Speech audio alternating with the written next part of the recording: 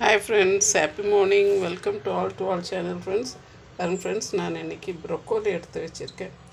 இந்த பக்கத்து வீட்டு பொண்ணு வந்து ஆண்டி ப்ரொக்கோலி வாங்கினேன், இது என்ன செய்கிறதுன்னு தெரியல, என்ன செஞ்சு கொடுங்க சைட் டிஷ்ஷுக்குன்னுச்சு. ஸோ இப்போ நான் ப்ரொக்கோலி எடுத்து வச்சுருக்கேன். வாங்க ஃப்ரெண்ட்ஸ், இப்போ இதை எப்படி செய்யலான்னுட்டு பார்க்கலாம். ஃப்ரெண்ட்ஸ், இப்போ நான் ஒரு கடாய் வச்சுருக்கேன். அதில் கொஞ்சம் எண்ணெய் ஊற்றிருக்கேன், ஒரு 2 டேபிள் ஸ்பூன் எண்ணெய். இன்னும் வந்து ஒரு 1/2 ஸ்பூன் அளவுக்கு சோம்பு போட்டிருக்கேன். இப்போ பாருங்க ஃப்ரெண்ட்ஸ், நல்லா பெரிய வெங்காயம் ஒன்று கட் பண்ணேன், நல்லா பெருசாக இருந்துச்சு. அந்த வெங்காயம் கட் பண்ணியிருக்கேன், பொடியாக கட் பண்ணிவிட்டு இதில் போட்டு வதக்கிக்கிறேன் ஃப்ரெண்ட்ஸ்.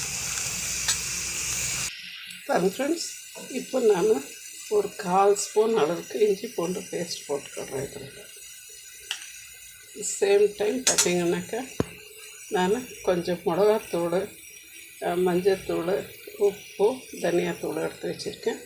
இதையும் இதோடு போட்டுடணும்.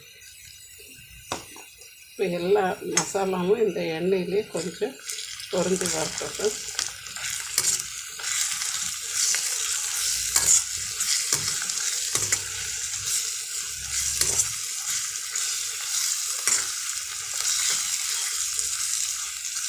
இந்த மசாலா வந்து எண்ணெயிலேயே கொஞ்சம் பொரிஞ்சிருச்சுனாக்கா அது அந்த பச்சை ஸ்மெல்லு ஈஸியாக போயிடும்.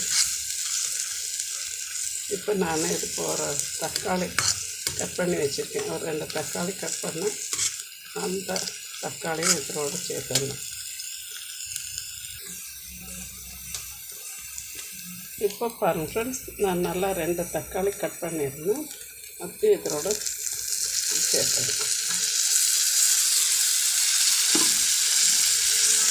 இதோட கொஞ்சம் வதங்கி இந்த தக்காளி நல்லா வெந்து வரட்டும்.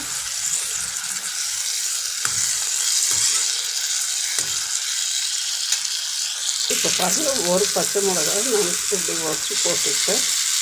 அடுத்து நான் அந்த ப்ரொக்கோலியை வந்து நல்லா பொடியாக கட் பண்ணி வச்சிடணும். அப்படியே இதோடு சேர்த்துட்டு கொஞ்சம் வதக்கி கொடுத்துடணும். இன்னும் அடுத்த ஐட்டம் வந்து இந்த ப்ரொக்கோலி கொஞ்சம் வெந்து வந்து சேர்த்துக்கலாம். இப்போ இந்த ப்ரொக்கோலி வேகட்டோன்னுட்டு கொஞ்சம் தண்ணி ஊற்றி விட்டுருக்கேன் ஃப்ரெண்ட்ஸ். இப்போ மூடி விட்டுடலாம். இந்த ப்ரொக்கோலி கொஞ்சம் நல்லா வெந்து வரட்டும். அதுக்கு அடுத்து நம்ம வேறு ஐட்டம்ஸுங்க சேர்த்துடலாம். ஃப்ரெண்ட்ஸ், இப்போது அந்த தண்ணியெல்லாம் நல்லா சுண்டி ப்ரொக்கோலியும் நல்லா வெந்துடுச்சு ஃப்ரெண்ட்ஸ்.